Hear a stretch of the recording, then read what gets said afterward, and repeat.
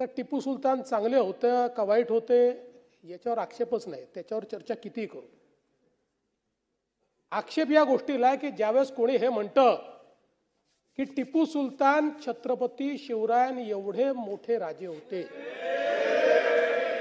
याला आक्षेप. ज्यावेळी असं म्हटलं जातं की छत्रपती शिवरायां एवढाच गुणगान टिपू सुलतानचा केला पाहिजे, त्याला आक्षेप. आणि तुम्हाला एक गोष्ट सांगतो, दुर्दैवाने या देशाच्या इतिहासाशी जी छेडछाड करण्यात आली त्यामध्ये वर्षानुवर्ष आम्हाला हे शिकवलं की टिपू सुलतान महान राजे होते, पण हे कधी सांगितलं नाही की 75,000 हिंदूंची आणि 33,000 नायरांची कत्तल करणारे देखील तेच टिपू सुलतान होते. नाही शिकवलं आम्हाला.